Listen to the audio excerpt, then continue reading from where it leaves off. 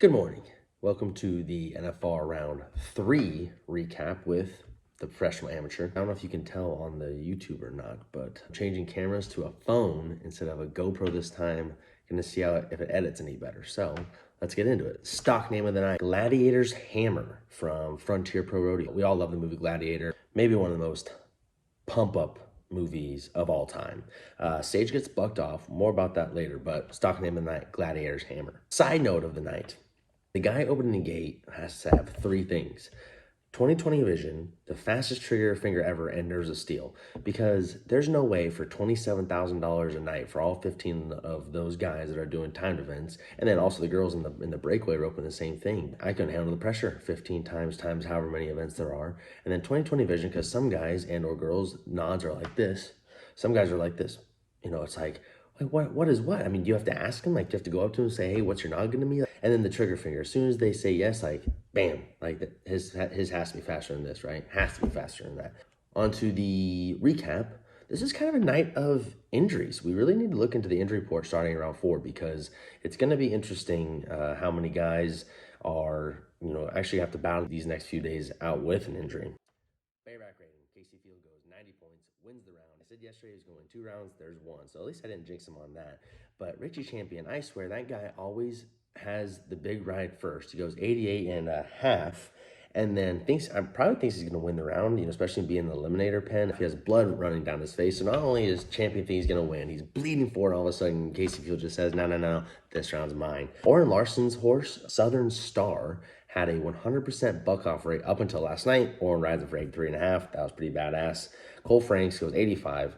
I'm just going to keep talking about it because it's really impressive what he's doing as an NFR rookie. Caleb Bennett gets rocked. I think he hurt his back. That's a tough injury for a bareback rider. So there's one of the injuries that we need to keep an eye on. Taylor Broussard hits the ground hard as well, holding his shoulder, probably like a maybe dislocated shoulder, something like that, but he left in a hurry.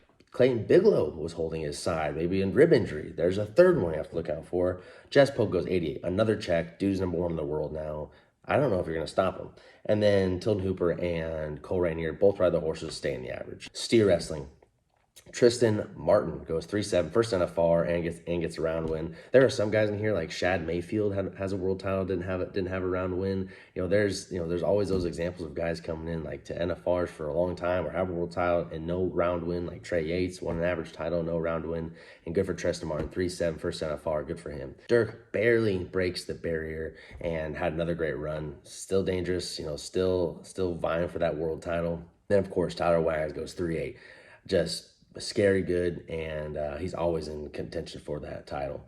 Jesse Brown had bad luck for steer, but at least he got a time. And then Riley Duvall was 13th in the world, was 4th in the world before round 3, and then he makes a time, so gets a time on the steer, and he saves his hat. His hat was laying over here, rolls his steer, and before the steer rolls on it, grabs his hat. So it doesn't look like you have to spend any money on a new hat there, Riley. Team roping. Ren Richard, Jeremy Bueller, Fear the Beard go 4-2, win the round. Lots of legs as well. 6 teams had a leg.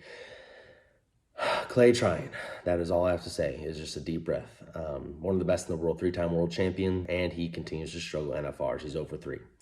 Another team that's 0-3, Dustin Egasiza. He catches, Travis Graves misses. Another team that's 0-3.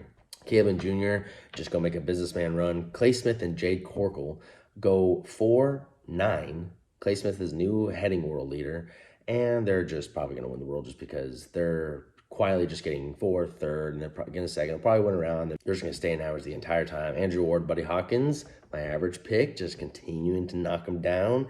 And then Douglas Rich, heels a steer so good, it's up around his flank, pantyhoses that guy. What a shot. Saddle bronc riding, Tegan Smith, 91 points on his horse, and it's a new round record. That was awesome. Another big sigh. Wyatt Casper, Wade Sundell, both 0-3. Tough. I would have bet the fawn on both those guys riding 3-3 at this point. Leighton Green makes a badass ride on a small little Appaloosa horse. Chase Brooks, what can I say? 86.5. Dude is still right there, just chomping at the bit. Zeke and Cody both do enough just to get by their horses, stay in the average. Stetson Wright goes 89.5, new world leader, because guess what? I jinxed another guy. I said that the Wrights just marked their horses out, and guess who misses his mark out? Ryder Wright, my pick to win the world and the average. Tie down roping. Holy Schmidt That was an awesome quote. Not my quote. Obviously, Joe Beaver's said it, but Schmidt goes 7-1 on his horse Pockets. Havel went 7-4. Probably could have been faster, but he did a wrap on a hooey and really sucked it down there, really tight, and left his hands down there. I mean, that's time right there. Probably could have been faster, but 7-4 gets money, and Calf doesn't stand up like poor Shad. Shad is probably out of the average. Calf stands up. That really sucks. Marty 8, same thing as 2020. If you remember right, he misflanked 2 calves in 2020. Kind of same thing this year where he's just letting calves get away. Tonight he bobbled his hooey, not even the money. So just a guy that is such a solid roper, and I just feel like if he wasn't letting these calves get away, he might have a world championship last year for sure, and maybe even one this year, battling out for Shane this year. Ty Harris, his horse scores like a rock. And just like JB said, that horse, just with that horse sitting there and waiting for that calf to go, that's worth $30,000 in itself. Classic Tough Run goes 7-7. And then John Dowsh, good for John. Misses his first calf in round 1. Now he's just going for day money, goes 7-3, gets in that money. Good for him. Barrels, the woman we've been talking about for all 3 rounds, Stevie Hillman, goes 13.7.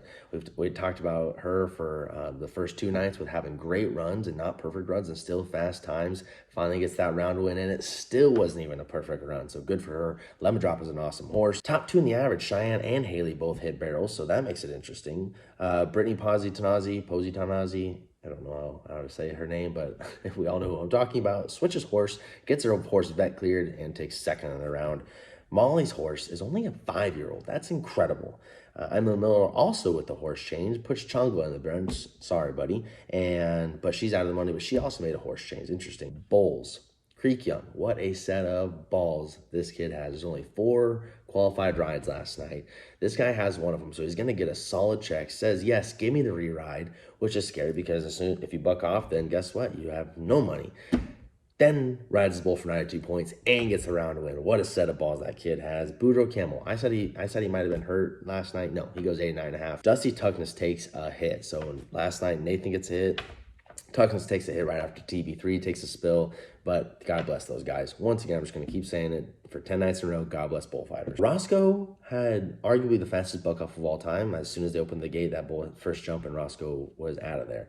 Don't really know what happened. Maybe he just didn't have a good grip or something slipped. As soon as he nodded, who knows? Parker Bredding goes 88 points. Sage Kimsey, Stetson Wright, and Clayton Sellers, and Javen Mooney all buck off. Here's Parker Bredding going 88 in the average, getting money like, hey, at some point, my little prediction of, Sage just, continue to ride, no one's going to catch him. I mean, who knows? You do the math, but there could be some serious shakeups here. The biggest thing that I saw is that Sage Kimsey looks like he was hurt pretty bad, kind of needed help off. So we'll see about that because we all know what happened last year when Sage was hurt. Bad NFR. I hope you can get past it, you can be healthy, let's go win a title. That is NFR round 3 recap. Stay tuned for round 4 tomorrow. Happy NFR time, boys and girls. See you tomorrow.